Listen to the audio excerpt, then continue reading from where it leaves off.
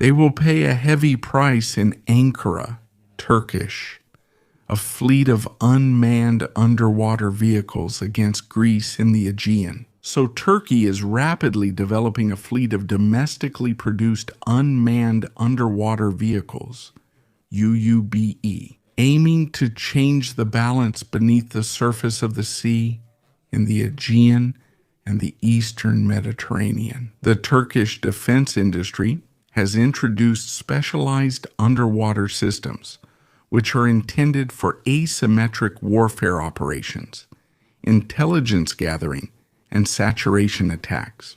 Ankara seeks to create saturation conditions.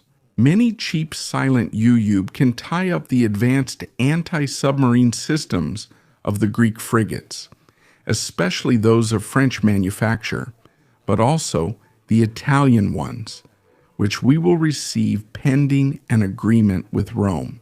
These systems can move unnoticed through the straits of the Greek islands, recording the movements of the Navy. The development of the Turkish fleet of unmanned vessels coincides with Turkey's legal and political escalation in the region, such as the preparation of bills on maritime jurisdiction.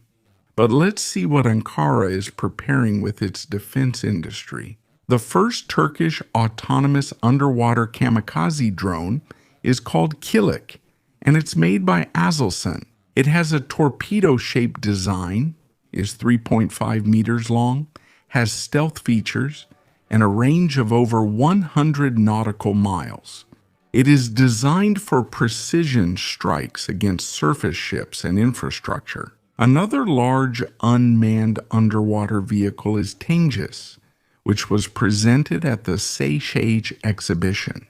It has the capability to carry heavy torpedoes, operating as a long-range strike platform without risk to a human crew. And finally, there are the smaller autonomous underwater vehicles, Neta 300, which are used for seabed mapping, mine laying, mine detection, and coastal intelligence gathering.